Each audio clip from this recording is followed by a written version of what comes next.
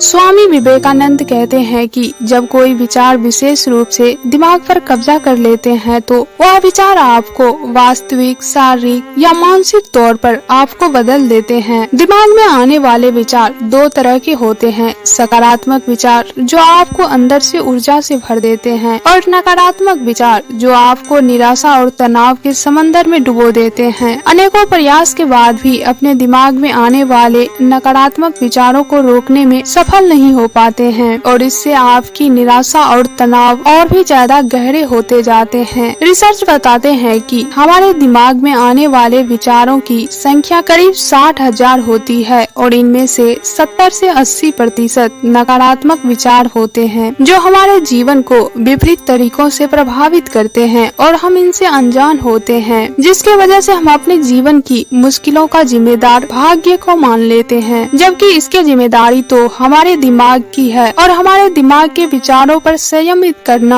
हमारे बस में नहीं है। ऐसे में यह जानना बहुत जरूरी होता है कि आखिर दिमाग में नकारात्मक विचार आते क्यों हैं और इतने प्रयास के बाद भी इनका आना रुकता क्यों नहीं है। दिमाग में नकारात्मक विचार क्यों आते हैं? बीते कल का अफसोस। बीते समय में कई बार जाने अनजाने में कुछ ऐसी गलतियां हो जाती है जिन पर आपको आज भी अफसोस होगा। ऐसे में जब उन बुरे अनुभवों जैसी स्थिति आपको वर्तमान में दिखाई देती है तो आप उन्हें भूल जाते हैं कि वह बीत चुका है और उससे जुड़ा पछतावा आपको निराशा और बेचैन कर देता है। इसीलिए उस ख्यालों से जुड़े ढेरों नकारात्मक विचार आपके दिमाग पर हमला कर देते हैं, जिन्हें काबू करना आपके बस में नहीं होता है, क्योंकि उस गलती के कारण आप काफी कमजोर महसूस कर रहे होते हैं। इससे छुटकारा पाने का यही तरीका है कि दोबारा से न करने का वादा करें और अपनी गलतियों से सीख लेकर के आगे बढ़ने का लगातार प्रयास करें। वर्तमान की चिंता, इसे इंसानी प्रवृत्ति कहा जाए या ज्यादा विवेक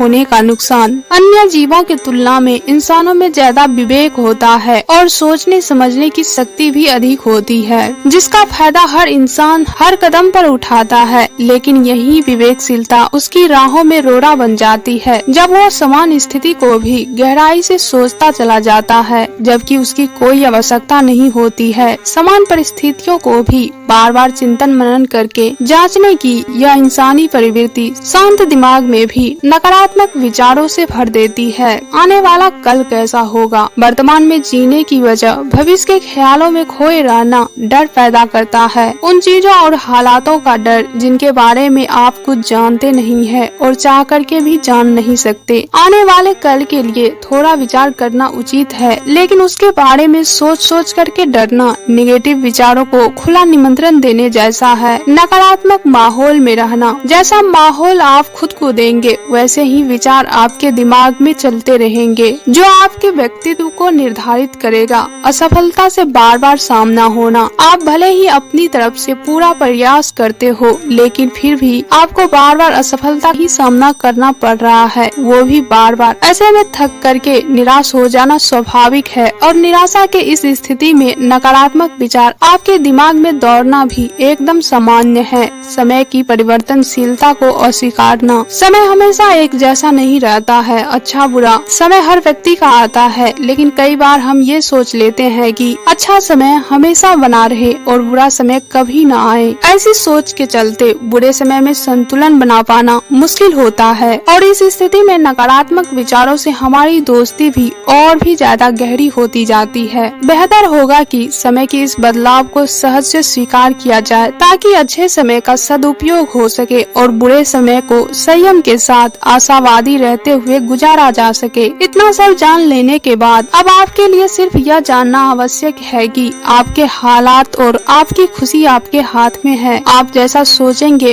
वैसा पाएंगे, क्योंकि आप अपने दिमाग के मालिक हैं, दिमाग आपका मालिक नहीं है। तो बस देर किस बात की, इसी पल वास्तविकता को स्वीकारिए और अपने दिमाग में आने वाले नकारात्मक विचारों को रोकने की बजाय इसे सकारात्मक विचारों से भरते जाइए। आपका व्यक्तित्व दुनिया को सकारात्मक रूप से प्रभावित करेगा।